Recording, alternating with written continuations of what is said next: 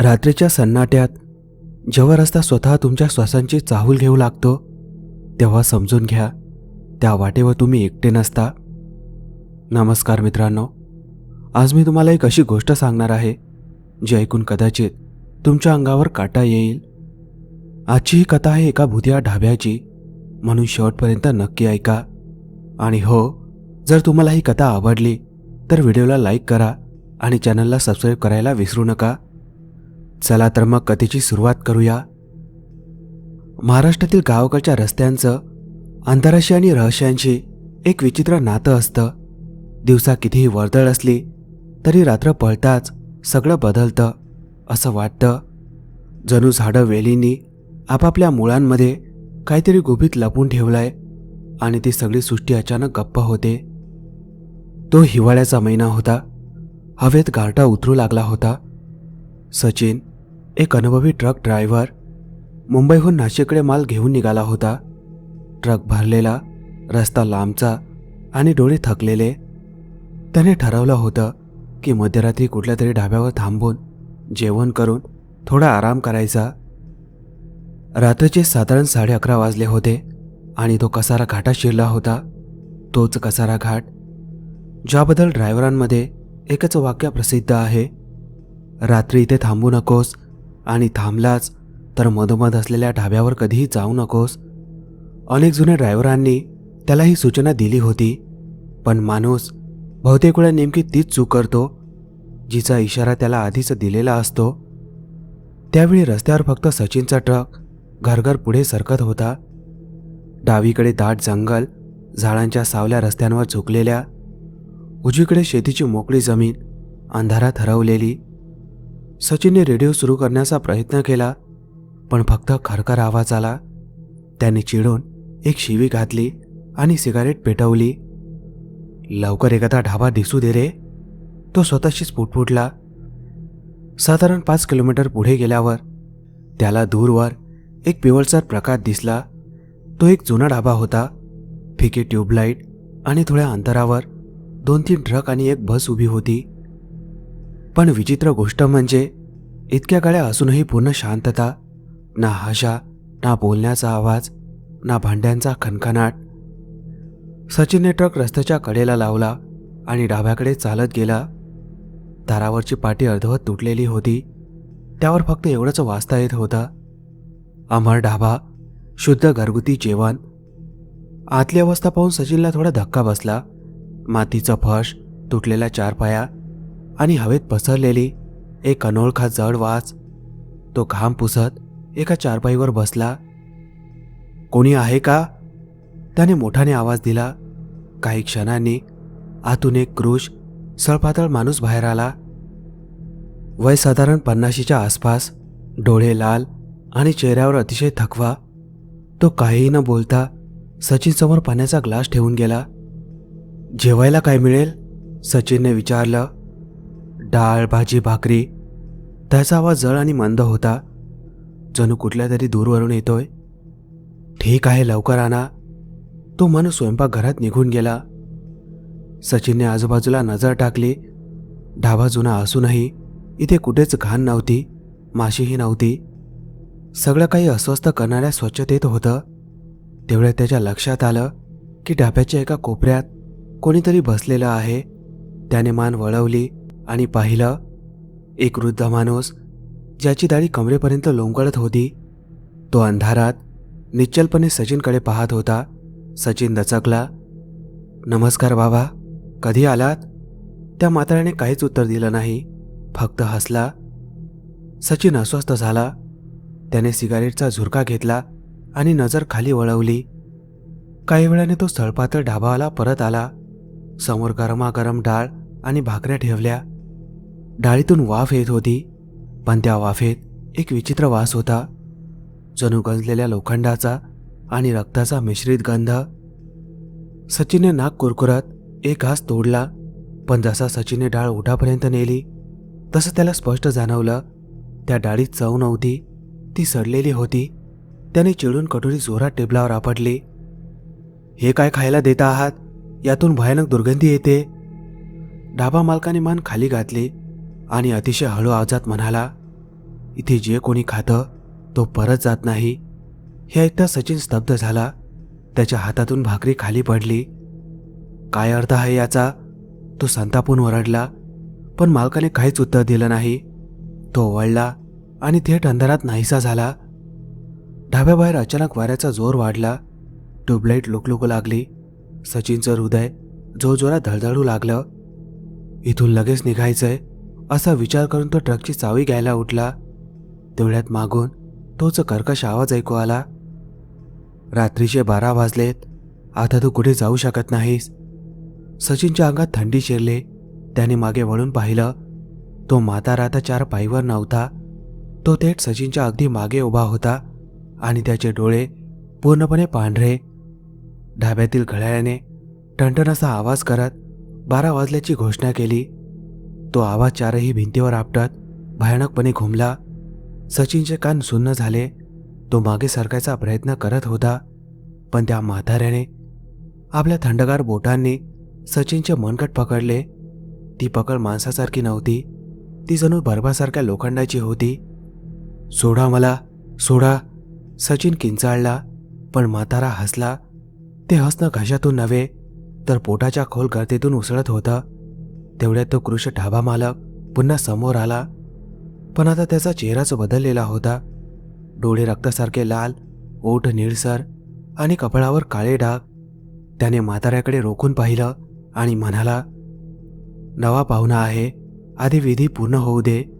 म्हातारा कुरकुरला, दरवेळी तू हेच म्हणतोस, पण तो पळून गेला तर? बालकाने दीर्घ श्वास घेतला आणि थंड आवाजात म्हणाला, पळून जाईल तरी कुठे?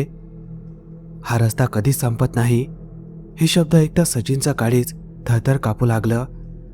काहीही विचार न करता तो दरवाजाकडे धावला, पण बाहेर पाऊल टाकताच त्याला जाणवलं सगळं काही वेगळं दिसत होतं. तोच ढाबा, तीच झाडं, पण त्याचा ट्रक गायब होता. सगळीकडे घनदाट डोके पसरले होते. नाही, हे स्वप्न आहे, हे स्वप्नच आहे.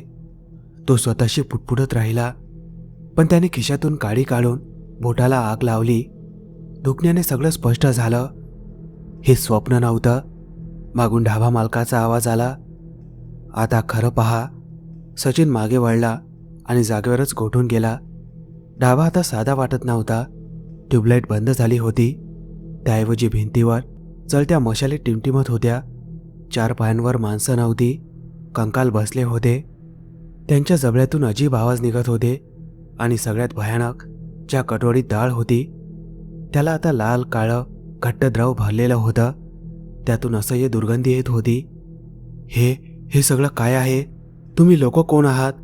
सचिन किंचाळला. मालकाने डोळे वर केले आणि गंभीर आवाजात म्हणाला, आम्ही तेच आहोत जे कधी काळी तुझ्यासारखेच या कचरा घाटावर थांबले होते. आता आम्ही या रस्त्याचे आणि वेळेचे कैदी आहोत. प्रत्येक नवा येणारा आमची भूक भागवतो. म्हातारा पुन्हा हसला, पण विधी पुन्हा व्हायलाच हवा. तो स्वतःच्या हाताने खाईपर्यंत तो आमच्यात सामील होत नाही. सचिन थरथरत मागे सरकला. तेवढ्यात त्याची नजर आगीवर ठेवलेल्या कढईकडे गेली. त्यात काहीतरी उकळत होतं आणि ते मानवी हातासारखं दिसत होतं. त्याचे श्वासोश्वास थांबले. हे देवा! मालक त्याच्याजवळ आला आणि कटोरी पुन्हा समोर ठेवली. खा, मग शांतता मिळेल. नाहीतर तू इथेच भटकत राहशील जोपर्यंत स्वतः तळपळून खात नाहीस. अचानक 4ही बाजूंनी आवाज घुमू लागले. खा, खा. हे आवाज त्या कंकलाकडून येत होते. त्यांच्या रिकाम्या डोळ्यांच्या खाचातून पिवळसर प्रकाश चमकत होता. सचिनचं भान हरपायला लागलं.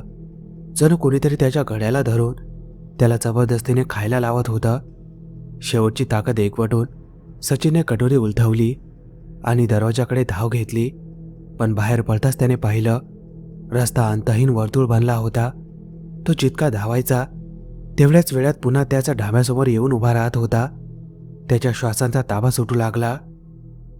नाही, हे अशक्य आहे. तेवढ्यात मागून म्हाताऱ्याची कुजबूज ऐकू आली. हा रस्ता जिवंत आहे, आणि आता तू त्याच्या कुशीतला कैदी आहेस. सचिनचा श्वास आता घशातच अडकला होता. पाय थरथरत होते. हृदयाची धडधड इतकी वेगवान झाली होती की कानात धकधक आवाज घुमत होता. तो स्वतःशीच पुटपुटत होता, हे स्वप्न असू शकत नाही. आणि जर स्वप्न नसेल तर हे सगळं नक्की आहे तरी काय? धुक्याच्या आड तो लळखळत पुन्हा ढाब्याच्या समोर येऊन उभा राहिला. पण यावेळी ढाबा आधीपेक्षा कितीतरी भयानक दिसत होता. तुटलेल्या 4 पायांवर बसलेले कंकाल आता उभे राहिले होते. ते हळूहळू सचिनकडे सरकू लागले. त्यांची चाल जरी मंद होती तरी त्यांच्या रिकाम्या डोळ्याच्या खाचांतून चमकणारी पिवळी ज्वाळा सचिनच्या पायातील बळच हिरावून घेत होती. तेवढ्या ढाबा मालकाचा घनगंभीर आवाज घुमला, पळायचा प्रयत्न करू नकोस. हा रस्ता कधीच संपत नाही. हा तोच मार्ग आहे जिथे मृत्यूसुद्धा भरकटतो. सचिन किंचाळला, मला सोडा. मी तुमचं काय बिघडवलंय? तो म्हातारा पुढे आला आणि थेट सचिनच्या डोळ्यात पाहू लागला. त्याचा श्वास बर्फासारखा थंड होता. तो कुजबुजत म्हणाला, कधी काळी इथे एक खून झाला होता. रात्री 12 वाजता एका निरपराध स्त्रीला जिवंत जाळण्यात आलं होतं.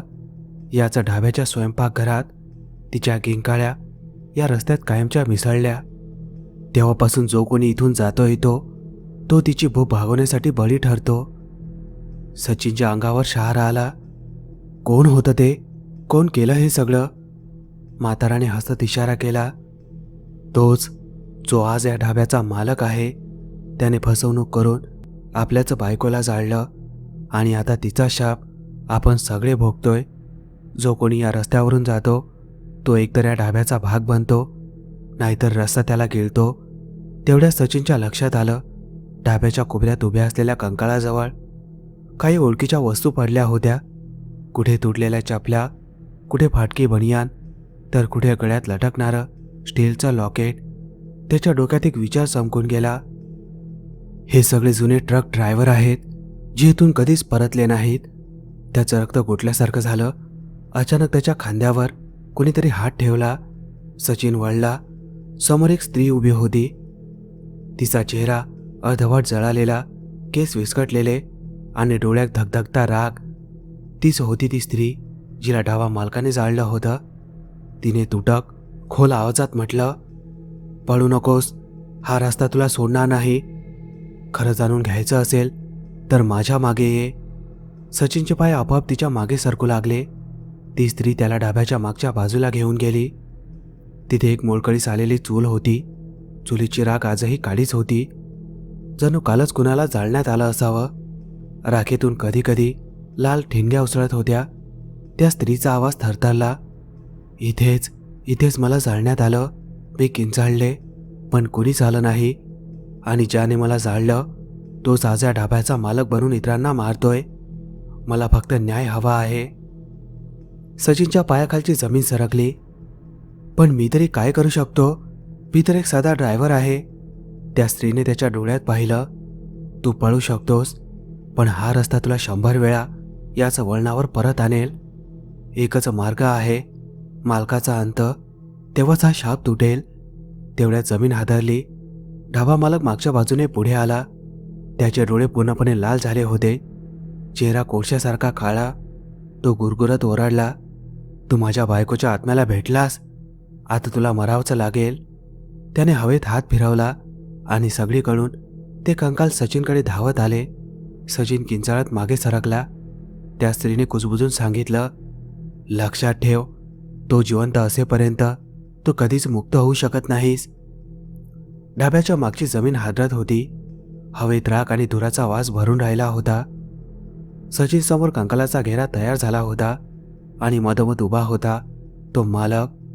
डोळे लाल, चेहरा राखेने माखलेला. आता तुझा खेळ संपला, तो गुरगुरत म्हणाला. अनेक वर्षात कोणीच वाचलेलं नाही, तूही वाचणार नाहीस. कंकाल हळूहळू सचिन भोवती घट्ट घेरा घालू लागले.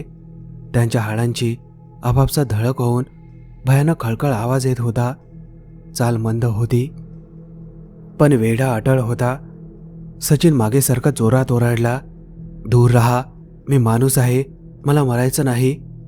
तो मालक हसू लागला, इथे माणूस म्हणून कोणी उरतच नाही. जो या रस्त्यावर येतो तो फक्त आमच्या भुकेचा भाग बनतो. अचानक तीच स्त्रीची आत्मा अर्धवट जळालेल्या चेहऱ्यासह धुरामधून बाहेर येत सचिन समोर उभी राहिली. तिचा आवाज तुटलेला होता, पण संपूर्ण परिसरात घुमत होता. घाबरू नकोस सचिन, याचा शेवट केलास तरच तू वाचू शकशील. लक्षात ठेव, याची ताकद याच ढाब्यात बांधलेली आहे.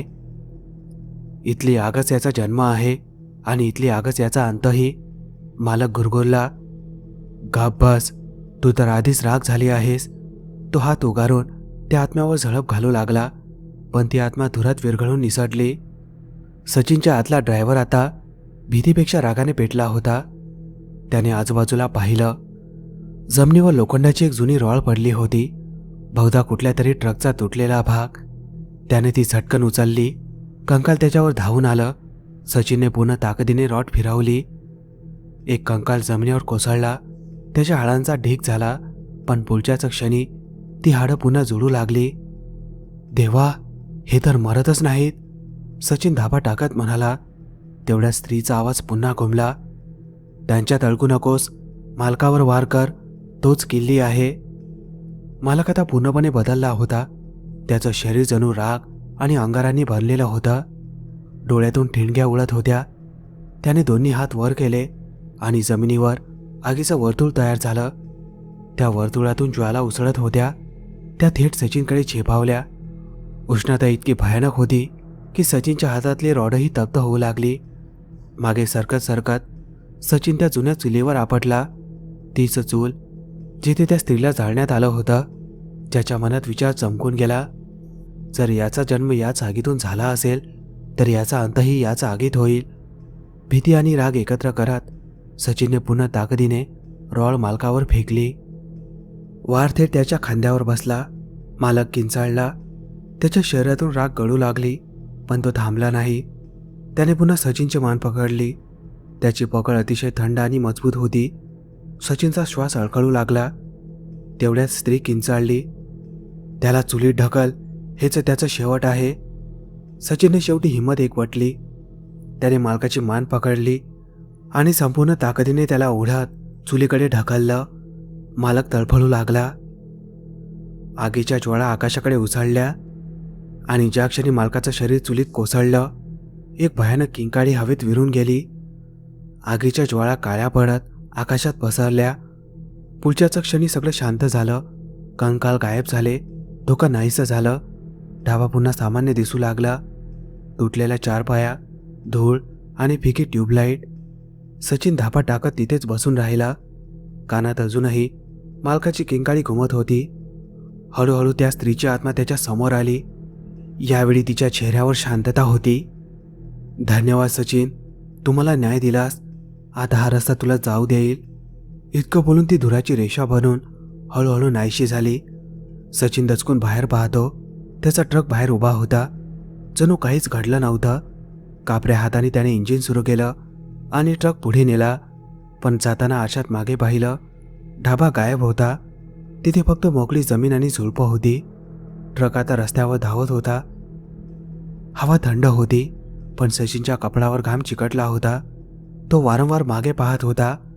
ढाबा खरंच गायब झाला होता. देवाचे लाख लाख आभार, वाचलो मी. तो खोल श्वास घेत म्हणाला. काही किलोमीटर गेल्यावर त्याला रस्त्याच्या दुसऱ्या बाजूला पुन्हा एक प्रकाश दिसला. सचिनच्या चेहऱ्यावर थोडा दिलासा आला. तर मित्रांनो, कशी वाटली तुम्हाला अमर ढाब्याची ही भयावह कथा? तुमच्या आयुष्यात कधी अशी एखादी खरी भयानक घटना घडली आहे का?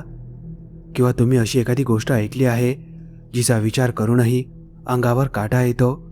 कमेंटमध्ये नक्की सांगा. मी तुमच्या अनुभवाची वाट पाहीन.